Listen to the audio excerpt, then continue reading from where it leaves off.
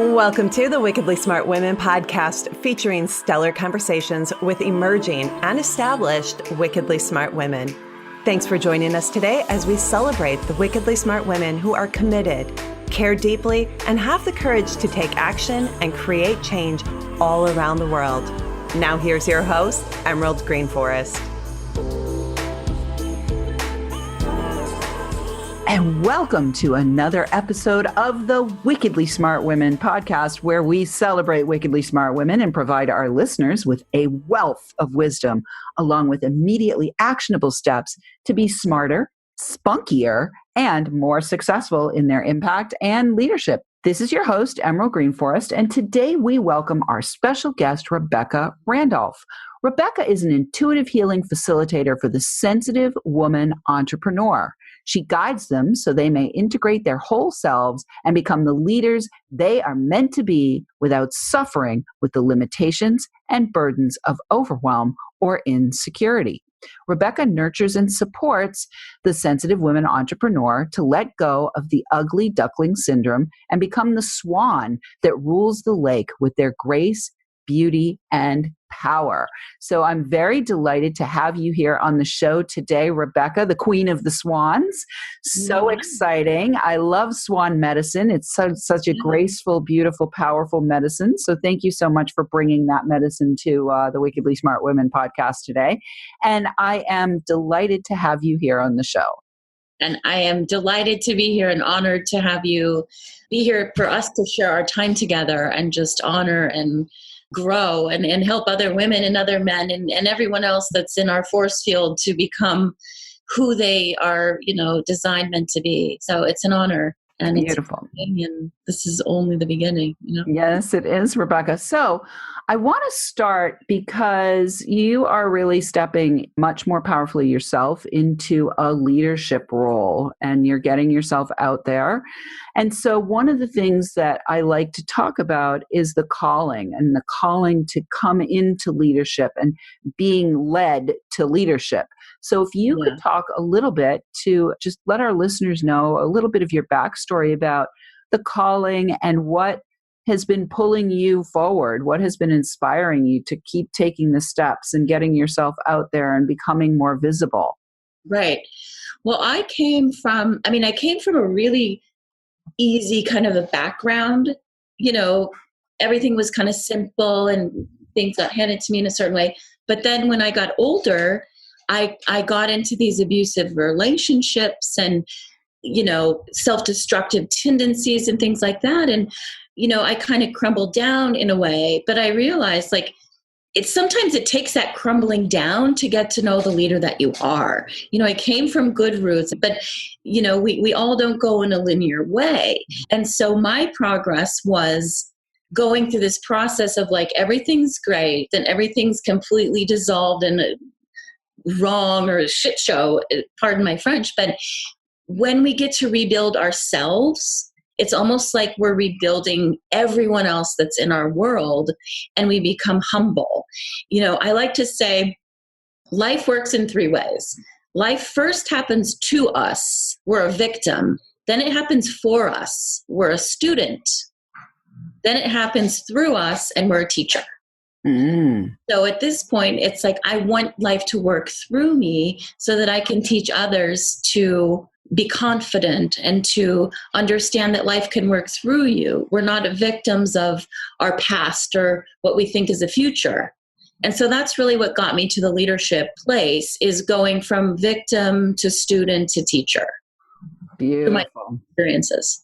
I love that. So I want to actually take a moment with that, because I think that's a really powerful point, and I feel like it's something that we can really offer our women. The question I have for you, because this has been my own experience, is, and I'm curious if it's also yours, I feel like sometimes we're in the two, sometimes we're in the for, and sometimes we're in the through in different areas of our life.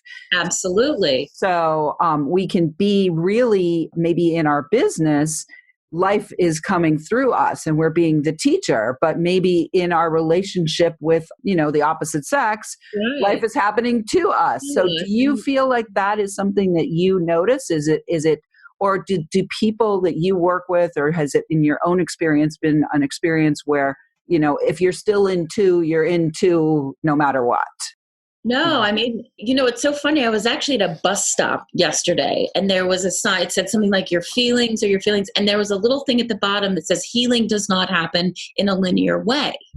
So we're all pockets of information, and we can pull from the strengths of our business, and then we don't have to be guilt or feel suffering or like, oh, but I'm not married or this. And like, we all have fluctuations. We all have different parts of our identity. And to me, it's a flow state when we get that hook or that alignment, and it's intention, because some people are like, I want a business. They make that happen. And then they might say, well, I'm not ready for a relationship. That's too emotionally scary for me. And that's okay. And at some point, like we get to have that intention of what do we desire and how can we line that up. And there's nothing wrong with having the business that works or the relationship. Like some people have a good relationship and that's not going well. It's just what we choose and what we align with, and it's all okay. Like I really love to reiterate that whatever we're making work in our life, we get to focus on that, and maybe that will infiltrate the other areas. But there's no reason to diss yourself or berate yourself or feel guilty because one area is working well and the others not as up to par with that. If that makes sense. Yeah, beautiful, beautiful. All right. So I like to ask a lot of leadership questions for our Wickedly Smart Women audience, because I think that it's really important for all women to be stepping into their sovereignty. So one piece in my mind of stepping into sovereignty is really valuing your own vision.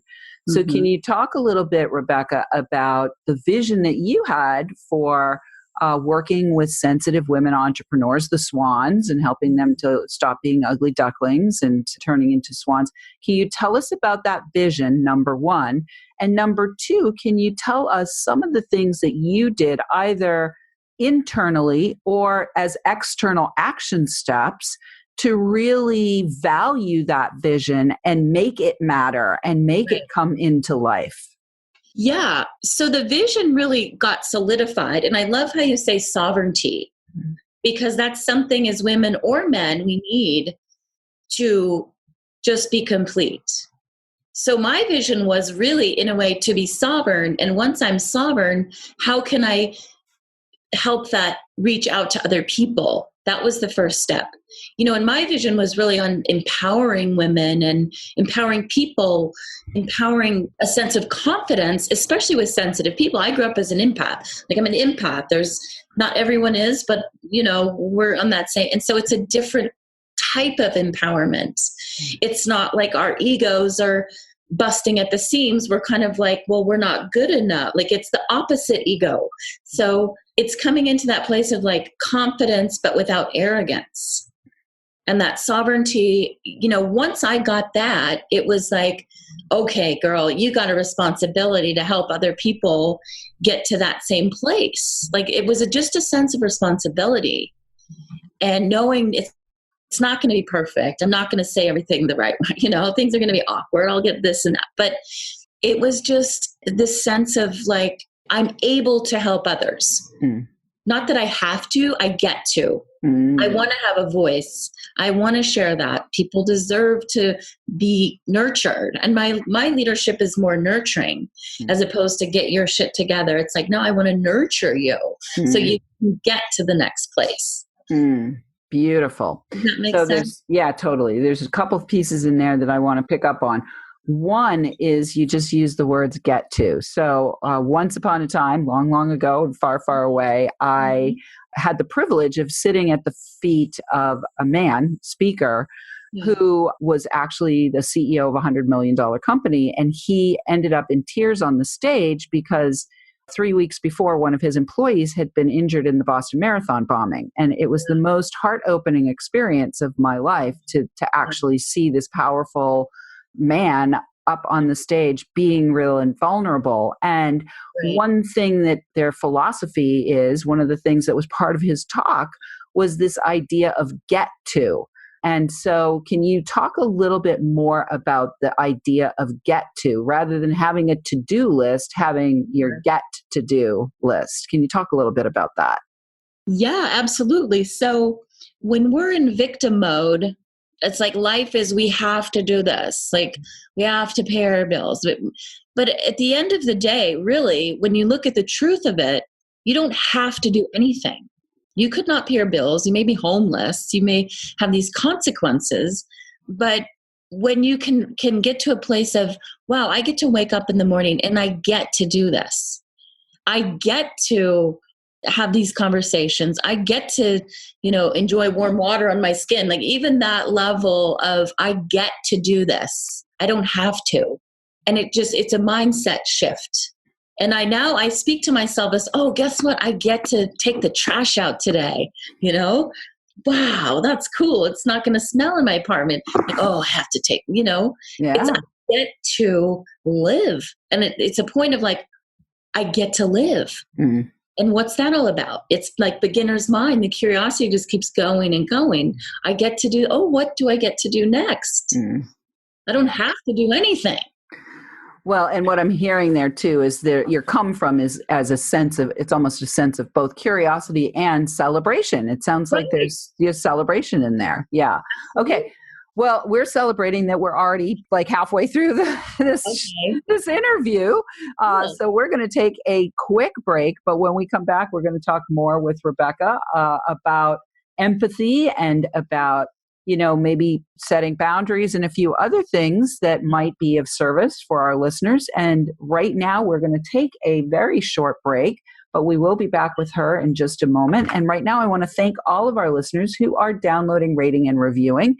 We're welcoming thousands of downloads from all over the world. I want to shout out this week to our listeners I feel like I want to shout out to our listeners in New Hampshire, which is where I live.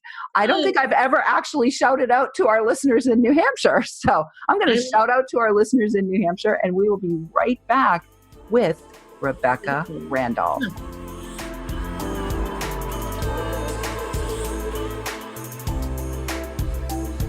The Wickedly Smart Women podcast is brought to you by the Creative Age Consulting Group. Women, are you ready for a big revenue breakthrough so you can stop working like a man and being paid like a woman? Are you ready to take the leap and go deep to claim your value and convert your wisdom to wealth? Is now the time to fulfill your mission and change the world? Creative Age Consulting Group is hired by women just like you who want to break through to their brilliance and be heard by millions while building a sustainable business model that makes bank. Please visit apply.wealthylifemethod.com to apply for an invitation-only consultation. If you have been inspired to receive support in welcoming wealth by making your most heartfelt contribution to the world, be sure to apply for a consultation today. Once again, that is apply.wealthylifemethod.com, or click in the link in the show notes to access the application.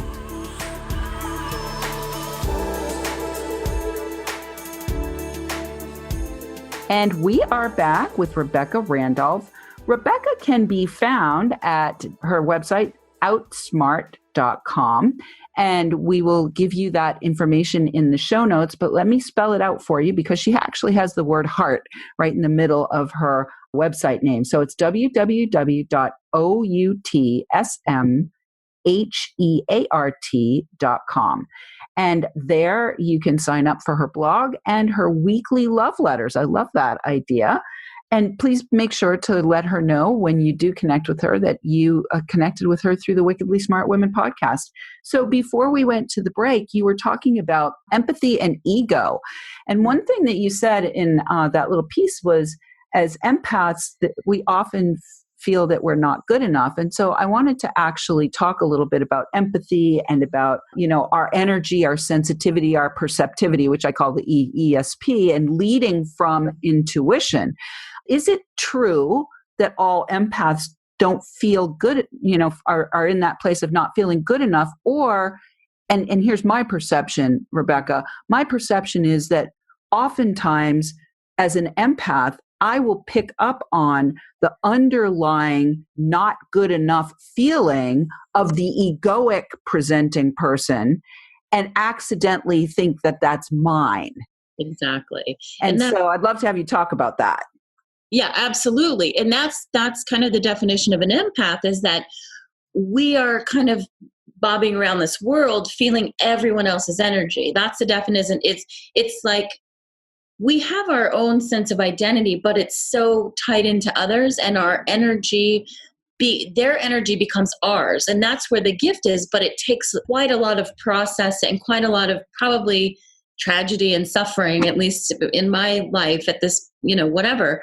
But that's where we're coming from. And once we get to realize it's a gift as opposed to a curse, because we're feeling everyone else's crap. We get to. And in a way we do, because as empaths, other people listening, like we are in a way, like, not to be egotistical, but people are like, if we stand by somebody as empathic, like you pull their energy in, like at the grocery store, I'm constantly working, or like I get to connect with these energies and have a conversation with somebody at the market or somebody that's having a bad day, and I help them smile. And now I know I'm feeling their energy for a moment, and it's like we can turn it around. That's the other side of it. But it's true, is the empathic way is pulling in, like we're like little magnets, and most people are suffering so deeply that we just kind of suck it in as like a river. And it takes quite a bit of time and energy, at least I've realized. I think these kids that are being born now that have it's a process, and it's a skill that when we own it, we get to live in a way. We get to live in a way that is beautiful. I mean, we're sensitive to the suffering, but also to the joy and also to the brilliance. Yeah. Being alive right now is what we're able to assimilate and feel on a really deep level. Yeah. Beautiful. So one challenge that I'll just put myself right in the spotlight that I've experienced myself, and I know a lot of other women leaders experience because of the empathy muscle that we have, or the empathy gift that we have, is the challenge with what I call big-hearted boundaries, like setting those big-hearted boundaries. I know that for myself, I've learned over time to be exceptionally more discerning when I am feeling feelings of what's mine and what's not mine. And my own personal pattern of behavior was actually to suppress all my own feelings in service to feeling everybody else's feelings and resolving them. So can you talk a little bit about boundaries? Is this something that you work with your clients on? Can you give our listeners an immediately actionable step or two that they could take to be able to both honor and appreciate their gift of empathy, and at the same time accentuate their capacity to be discerning and be leading from a place of feeling empowered rather than overwhelmed? Yeah. So this is how I do it. When I have an emotion of feeling good or a sense of neutrality, then there's a baseline of it's neutrality. It's not me, it's not them. So if I'm around someone and I feel this sense of sort of discomfort, I actually know it's them and it's not me. And I say to myself, thank you, body, for picking up that feedback. It's like biofeedback from an energy system. And your body, the second you go, this is not me, this is them, you will feel differently. Your body will react differently, and you can respond to them instead of react. You can say, I can really relate to your problem, and you don't take it on as if you were them. It's like the mirroring part. Even we have mirror neurons, like we mirror, but you get to a point and it's like you can mirror, but you also can be the leader. And as a leader, an empathic leader, we can mirror. We know that because it feels weird, it feels awkward, but then we go, no, switch the gears. That's their feeling, and I'm here as their leader. And you kind of create like this bubble of neutrality. That's what I like. It's like neutrality. And then you can handle all their crap in a certain way that it doesn't infiltrate you. And you can guide them. And if you need a boundary, you can say, I'm happy to be here with you and spend time with you. And this is my homework for you. If it's a client, this is what I'd like to share. And thank you. And I need to go do this. Like it's direct and it's clear and it's loving. Sure. Direct, clear, loving. Direct, clear, and loving. We love direct, clear, and loving. DCL. Direct, clear, and loving. DCL. Okay. I love acronyms. I really love acronyms. Well, I'd like to have you talk a little bit about, like obviously you are a sensitive woman. So you're literally talking the walk and walking the talk. I'd love to have you talk a little bit about what maybe some of your biggest challenges have been in your own entrepreneurial journey, whether it's, your relationship with money, overwhelming yourself by being too creative, having boundary issues with your clients or any of those things. If you could pull open the kimono for us and let us know that, I want our listeners to know that we are definitely not perfect. No. But we're doing our best, right? No, and that's the beauty of it. It's like, that's, to me, is just, it's the potential of growth and loveliness and, and maybe even right now I'm trying to articulate the words because I don't want to get it right. I want to give our audience something that they can use and know, like my level of humility in the last few years, like I'm humble. Like humility is what it is in a way. And we don't have to be perfect. We can't. It's not even, we can never be perfect. And if we feel like, again, I'll repeat, if we start to feel a sense of depression or pain, it's because we're pulling in some other energy. And just knowing that, or even letting it come in, it's okay. Like if we're suffering for some reason, it's okay. And just trying to navigate towards, I know I'm not perfect. I never will be, because what's true is true and what's good can always get better. So there's never perfect. Beautiful. I love that. There's layers. There's so many layers. There's infinite layers. Like, who's perfect in this world? Is Oprah Winfrey perfect? I don't know. No. And she'd be the first person to say on her Super Soul something. Like, there is, like, perfection is just, it's an unattainable thing. And when we can just pull down into our own selves going, yeah, you know what? Fuck yeah, I'm not perfect today. And I still love myself. And I'm still worthy of living and enjoying myself and doing my thing. Yeah. Beautiful. Whatever that is, Yeah. Beautiful. Well, and evaluating what's ours to do is an important part of leadership as well. Like, what is ours to do? So I have one final question for you, because you do work with business owners, women entrepreneurs. You're an entrepreneur yourself. I think that one of the biggest challenges that most women have is actually in the asking for money conversation, in the sales conversation, and particularly empathic women, empathic entrepreneurs, because once you have, you're in a conversation with somebody, a sales conversation with somebody, whether it's one-to-one or one-to-many, a few things happen. Like your own money stuff comes up, their money stuff comes up, whatever problem they're presenting is also coming up, and you're feeling everything. And you're also desiring to create a sale or a relationship if it's the right fit.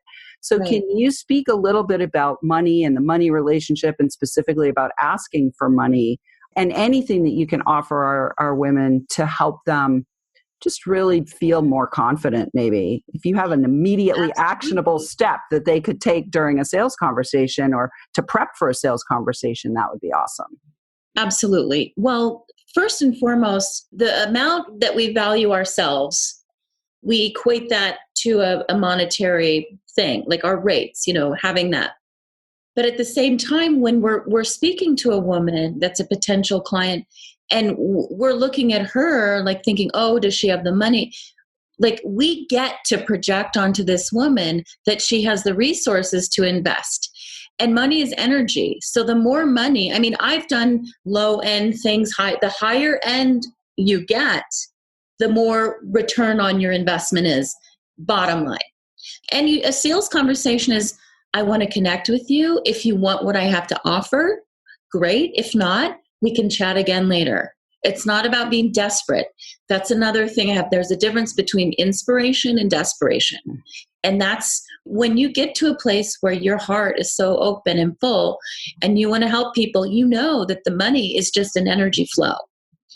And you say, these are my rates. This is what I'm offering. This is the deal. If you want to work with me, That's fabulous. But if you don't, that's okay. Mm-hmm. There's other options. And I'm not going to get into tit for tat with anyone. I've been there. I did sales in so many different ways. It will show up. When you trust that, you trust your own value, you trust what you're worth, you know what you're worth, it will show up. Beautiful. I love it. And it will show up because you are magnetizing that to you. You're magnetizing the clients and so you forth. Give them yeah. The more they actually pay you, the more value they get.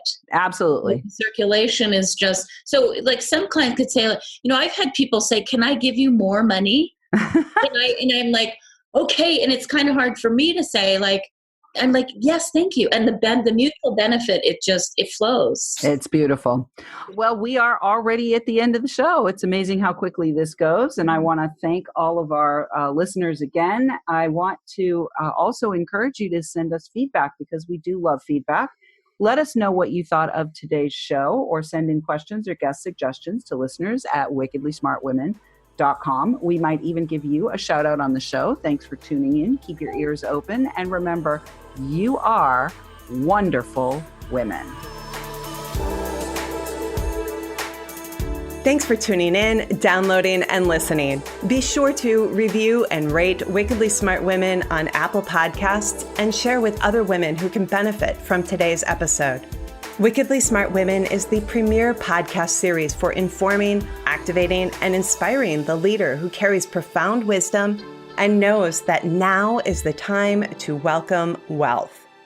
We welcome your feedback and guest suggestions and invite you to subscribe to our mailing list to be notified of each episode at wickedlysmartwomen.com.